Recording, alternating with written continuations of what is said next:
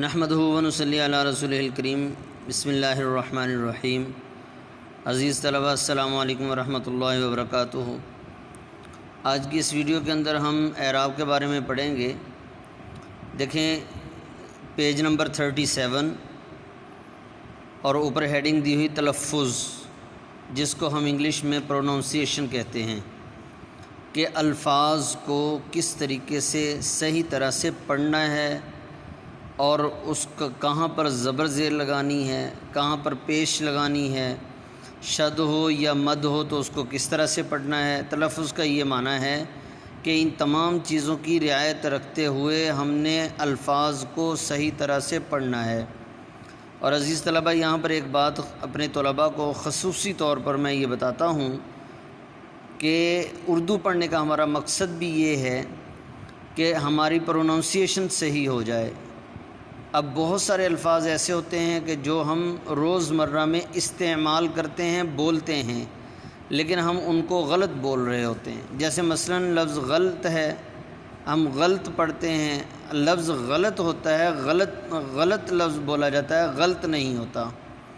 اسی طرح ہم لفظ بولتے ہیں استعمال، یہ لفظ استعمال نہیں ہوتا، اعراب کے اندر آپ پڑھیں گے استعمال لفظ ہوتا ہے۔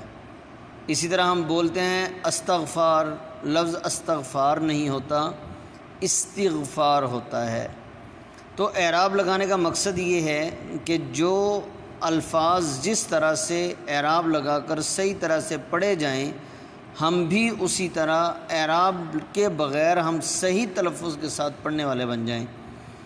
اسی طرح فارسی کے اندر بھی ہم بہت ساری غلطیاں کرتے ہیں۔ مثلا لفظ ہے خوش آمدید، ہم آنے والے معزز مہمانوں کو خوش آمدید کہتے ہیں، اصل لفظ یہ ہے خوش آمدید، جبکہ بہت سارے لوگ اس کو خوش آمدید پڑھتے ہیں۔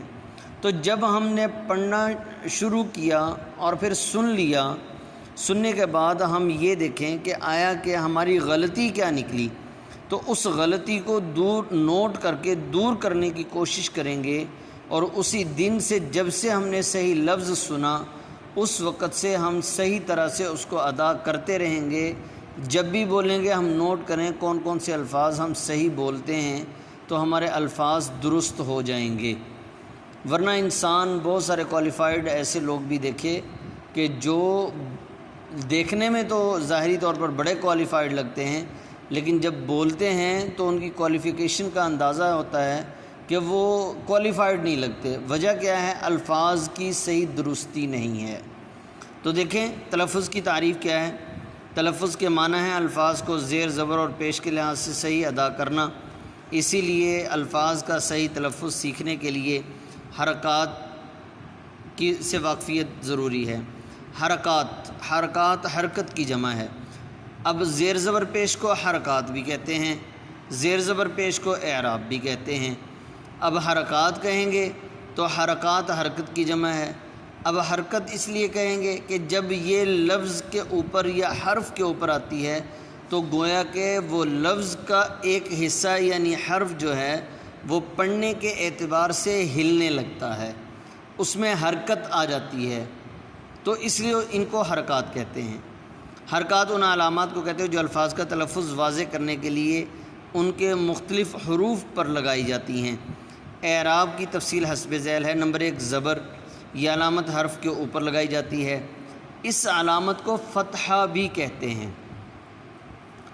زبر کا دوسرا نام فتحہ، جس حرف پر یہ علامت ہوگی وہ مفتوح کہلائے گا۔ مثلا تلفظ کے الفاظ میں تا اور لام دونوں کے اوپر زبر ہے، اس لیے یہ مفتوح ہوئے۔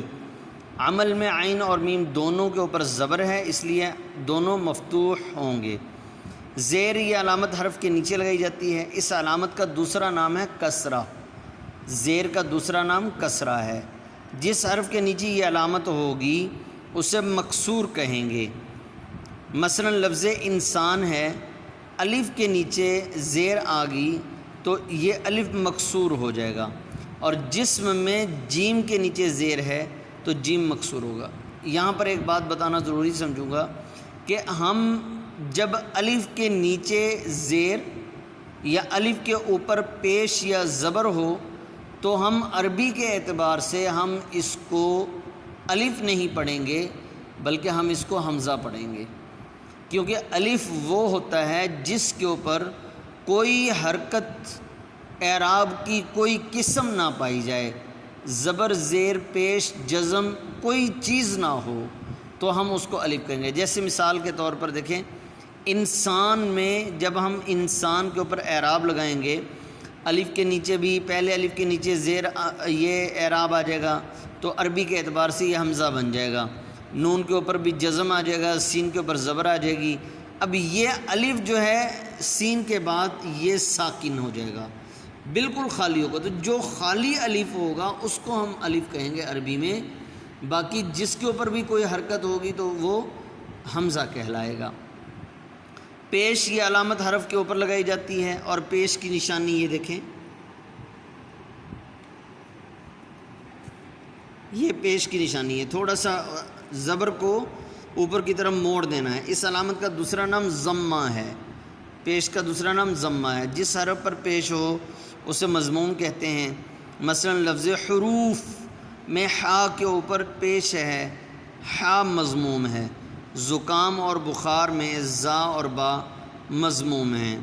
سکون جس حرف کو ساکن ظاہر کرنا ہو، یعنی اس کے اوپر کسی قسم کا کوئی بھی زبر زیر پیش وغیرہ نہ ہو، دو زبر دو زیر دو پیش نہ ہوں، اس کے اوپر جزم یا سکون کی علامت لگائی جاتی۔ چھوٹا سا دال ہوتا ہے، چھوٹا سا دال، اس کو ہم جزم کہتے ہیں۔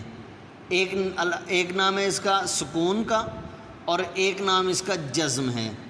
دیکھیں یہ چھوٹا سا دال بنا ہوا ہے، اور ایک بات یہاں پر ایک نام بتایا گیا ہے، دوسرا نام نہیں بتایا۔ کیا سکون کے اعتبار سے جس حرف پر یہ حرف علامت سکون ہوگی اسے حرف ساکن کہیں گے، اور دوسرا نام ہے اس کا جزم، تو جس حرف پر یہ علامت جزم ہوگی اسے حرف مجزوم کہیں گے، مجزوم اس کو کہیں گے۔ تو جزم کے اعتبار سے مجزوم، سکون کے اعتبار سے ساکن۔ میم جس حرف پر یہ علامت ہوگی وہ ساکن کہلائے گا۔ مثلا لفظ عقل میں قاف ساکن ہے، عقل لفظ نہیں ہوتا، قاف کے اوپر زبر آ جائے گی، عقل قاف ساکن ہوگا۔ لفظ میں فا ساکن ہے، حرف میں را ساکن ہے۔ تشدید کو شد بھی کہتے ہیں، جس حرف کے اوپر لگائی جاتی ہے، مثلا شین کے اوپر دیکھیں شد لگی ہوئی ہے، یہ چھوٹے سے دندے، یہ 3 دندے چھوٹے سے لگائے گئے ہیں۔ جس حرف پر یہ علامت ہوگی اسے ہم مشدد کہیں گے، اور اس حرف کی آواز ایسی ہوگی کہ اسے 2 بار پڑھا جا رہا ہے، جیسے تلفظ۔ اب مثال کے طور پر لفظ میں قرآن پاک کی آیت پڑھتا ہوں، اِنَّا أَنزَلْنَاهُ فِي لَيْلَةِ الْقَدْرِ۔ اب لفظ ہے اِنَّا، اب اِنَّا جو لفظ ہے اب نون کے اوپر شد ہے، اِنَّا نون 2 دفعہ ہے۔ تو عربی کا ایک ضابطہ ہے کہ جب 2 حرف ایک جیسے آ جائیں تو ان دونوں کو آپس میں ملا کر اس کے اوپر شد لگا دیتے ہیں، تو وہ حرف مشدد بن جاتا ہے۔ یہ علامت حرف کے اوپر لگائی جاتی ہے، جس حرف پر یہ علامت ہوگی اسے ہم مشدد کہیں گے، اور اس حرف کی آواز ایسی ہوگی جیسے اسے 2 بار پڑھا جا رہا ہو۔ لفظ تلفظ میں فا پر تشدید ہے، یا مشدد میں پہلے دال پر تشدید ہے، معلم میں لام مشدد ہے، اور بولتے وقت اسے 2 بار ادا کیا جاتا ہے۔ تو عزیز طلبہ، یہ آج کا سبق ہے ہمارا، صفحہ نمبر 37 تلفظ کا۔ یہ 5 علامتیں آپ نے اچھی طرح سے یاد کر لینی ہے، انہی کے بارے میں MCQs بن کر آئیں گے۔ السلام علیکم ورحمۃ اللہ وبرکاتہ۔